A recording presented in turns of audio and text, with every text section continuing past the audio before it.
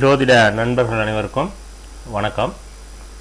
So இது ஒரு super chat கொஸ்டின்கான answer செக்ஷனுங்கிறது. So நம்ம வாரம் சனி மற்றும் ஞாயிற்றுக்கிழமைகளில் 2 நாட்கள் இலவசமாக ஜாதகத்துக்கு நம்ம பலன் கூறிட்டு வரோம். அதில் சில நேர்கள் பேமெண்ட் பண்ணிவிட்டு கொஸ்டின்ஸ் கேட்டிருப்பாங்க. அவங்களுக்கான ஆன்சர் வீடியோவாக தான் அதை பார்க்கணும். ஸோ இது நம்ம கடந்த 1.5 வருடங்களாக இந்த சூப்பர் சாட் 1 வருடமாக நம்ம பார்த்துக்கிட்டு வரோம். அதற்கு முன்னாடி முழுக்க ஃப்ரீ தான். ஓகே, அதனால் அவங்க ஜாதகத்திற்கு பலன் தெரிஞ்சுக்கணுன்னு விருப்பப்படுறீங்கன்னா ஃப்ரீ தான். ஸோ ஆக்சுவலாக சனிக்கிழமை இரவு மட்டும் பண்ணிக்கிட்டு வந்தோம். ஞாயிற்றுக்கிழமை நம்ம சேனலை சப்ஸ்கிரைப் பண்ணக்கூடிய நேர்களுக்கு மட்டும் தனியாக அது ஒரு நாள் அப்படின்னு சொல்லிட்டு 2 நாட்கள் விருப்பப்படுறவர்கள் சப்ஸ்கிரைப் பண்ணி நம்மளை ஃபாலோ பண்ணிக்கிங்க. இந்த வாரத்தில் 2 பேர்கள் கேட்டிருந்தாங்க. அவங்களுக்கான ஆன்சர் என்னங்கிறத பார்த்தலாம். முதலாவதாக பார்த்தீங்க அப்படின்னா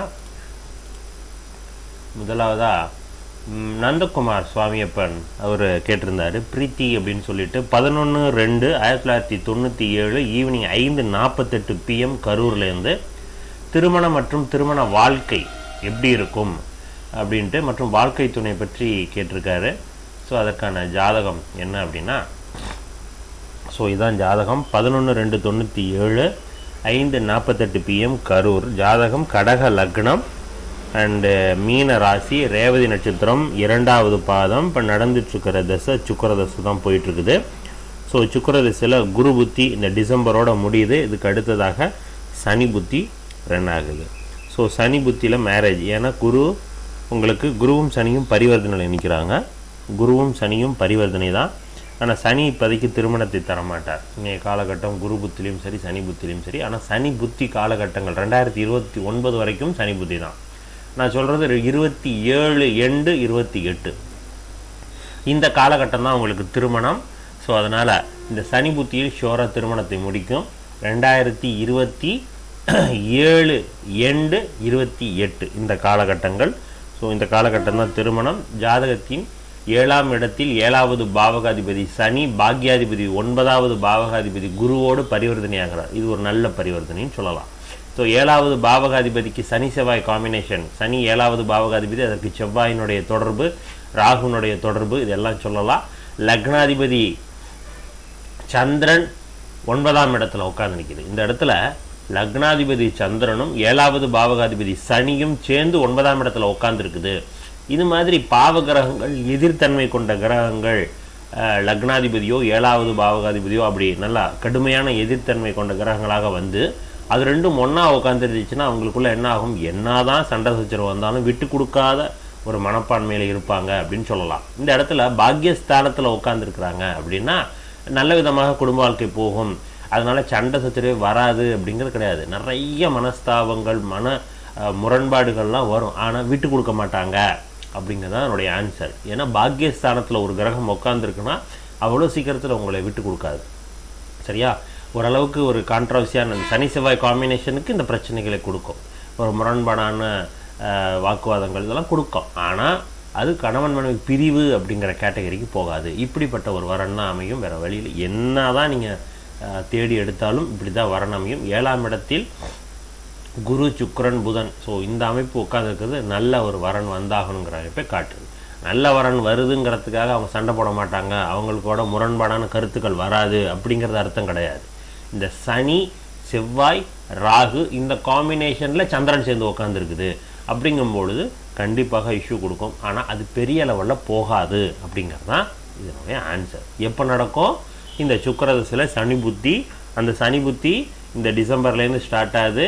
நான் 27 எண்டு 28 இந்த காலகட்டங்களை ஷுவராக முடியும் அப்படின்னு சொல்கிறேன். சரிங்களா? நன்றி. ஸோ அடுத்ததாக பார்த்தீங்கன்னா அடுத்த நேயர் ராகுல் 008 அப்படிங்கிற ஒரு ஐடியிலேருந்து அவர் என்ன கேட்டிருக்கார், 8/10/2002 8/10/2002 4:50 PM நாகர்கோயிலேருந்து கேட்டிருக்காப்புல. நாகர்கோயில்.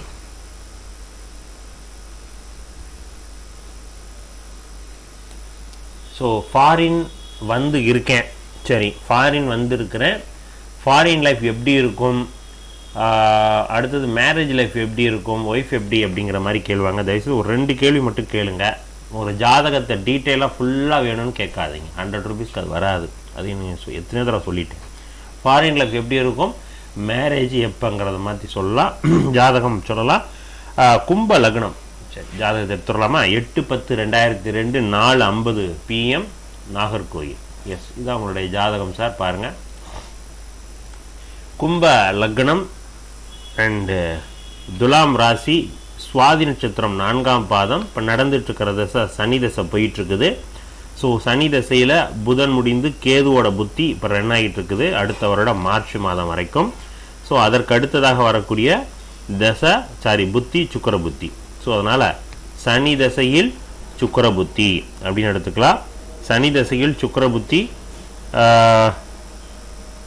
சனி தசையில் சுக்கர புத்தி பார்த்திங்கன்னா பாக்யஸ்தானத்தில் 9வது பாவகத்தில் 6வது பாவகாதிபதி சந்திரனோடு இணைஞ்சு நிற்கிது. சுக்கரன் 21, சந்திரன் 19. சுக்கரன் 21, சந்திரன் 19, புதன் 4. ஓகே சரி, இந்த சுக்கர புத்தியில் தான் உங்களுக்கு திருமணம் நடக்கணும். ஆனால் சுக்கரன் உங்களுக்கு சந்திரனோடு இணைந்து பாக்யஸ்தானத்தில் உட்கார்ந்துருக்கார். சந்திரன் வளர்பிறை சந்திரன். என்னதான் இருந்தாலும் இந்த ஜாதகத்தில் சந்திரனோடு சுக்கரன் சேரக்கூடாது. ஆனால் சுக்கரன் இங்கே மூலத்திரிகோண வலுவில் நிற்கிறது, கிரக பலத்தில் சுக்கரன் விழுறாரு அப்படின்னு எடுத்துக்கணும். ஸோ இப்போ சுக்கரன் பலமாக தான் நிற்கிறார், ஆனால் 6வது பாவகாதிபதியோடு சேரக்கூடாது. இந்த ஜாதகத்தில் 6ஆம் இடத்துல குரு உட்கார்ந்து இருப்பது நல்ல செல்வத்தை கொடுத்தாகணும். தூர இடங்களில் இருக்கும்பொழுது நல்ல அதிக வருமானத்தையும் மரியாதையும் உங்கள் வேலையின் மூலமாக கிடைச்சாகணும். அதை தான் அது சொல்லுது. ஸோ அதனால் வெளிநாடு போனதெல்லாம் கரெக்டு. இந்த சுக்கர புத்தி கண்டினியூஸ் ஆகும், வேலையில் முன்னேற்றத்தெல்லாம் கொடுக்கும், அதெல்லாம் நோ ப்ராப்ளம். திருமணம் எப்படிங்கும் பொழுது திருமணம் சுக்கரன் சந்திரனோடு இணைந்து நிற்பது தப்பு, 6வது பாவகாதிபதியோடு இணைந்து நிற்பது தப்பு.